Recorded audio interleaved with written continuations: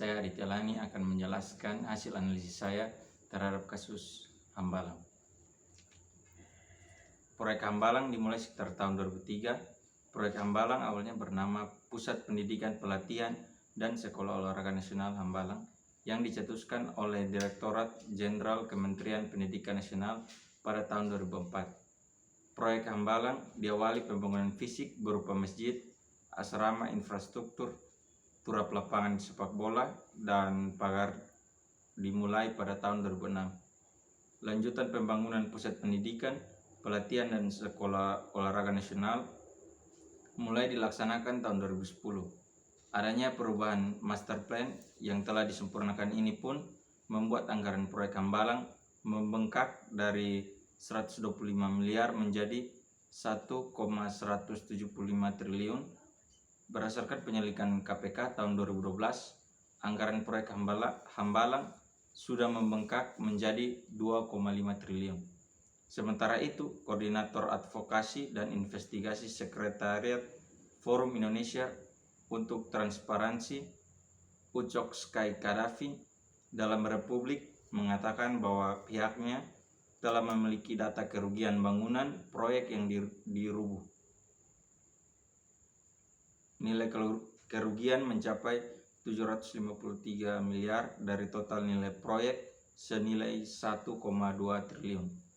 253 miliar untuk pembangunan lanjutan fisik pusat pendidikan, pelatihan, dan sekolah olahraga nasional Hambalang, Bogor, Jawa Barat pada 2010, dan 500 miliar pada 2011 untuk pengadaan sarana olahraga pendidikan, pelatihan, dan sekolah olahraga nasional Hambalang.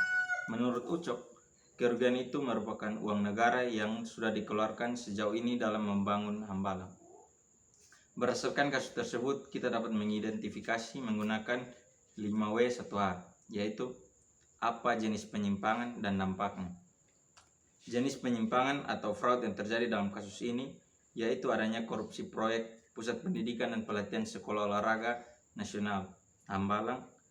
Korupsi menjadi salah satu bentuk dari fraud selain adanya aset misappropriation dan financial statement fraud.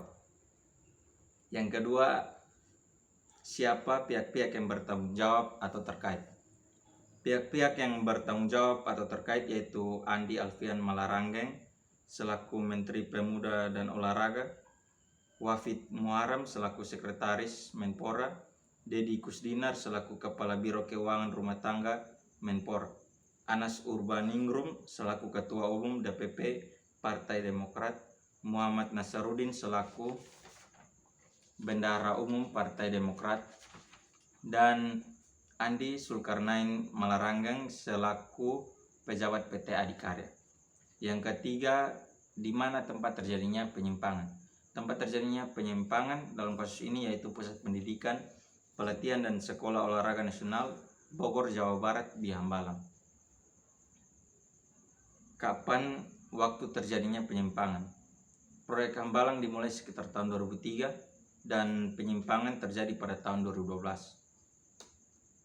Dan yang kelima, mengapa penyimpangan terjadi? Adanya modifikasi mulai dari pembahasan dan pengesahan anggaran, pengaturan spesifikasi konstruksi, isi bangunan, mekanikal, elektrikal, peralatan olahraga, pengurusan izin membangun bangunan, izin AMDAL, hingga penetapan pemenang proyek dan penunjukan subkontraktor. Dan yang keenam, bagaimana modus penyimpangan? Modus dari penyimpangan laporan hasil pemeriksaan BPK menjelaskan bahwa adanya penyimpangan terhadap peraturan perundang-undangan atau penyalahgunaan wewenang dalam proses persetujuan kontrak tahun jamak, proses pelelangan, proses pencairan uang muka, serta proses pekerjaan konstruksi. Serta penyimpangan lainnya yaitu modifikasi mulai dari pembahasan dan pengesahan anggaran, pengaturan spesifikasi konstruksi, isi bangunan, mekanikal, elektrikal, peralatan olahraga, pengurusan izin membangun bangunan, izin AMDAL, hingga penetapan pemenang proyek dan penunjukan subkontraktor. Penyimpangan terhadap persetujuan karena adanya pencabutan Peraturan Menteri Keuangan Nomor 56 Tahun 2010 yang diganti dengan PMK Nomor 194 Tahun 2011 tentang tata cara pengajuan persetujuan kontrak tahun jamak dalam pengadaan barang atau jasa pemerintah.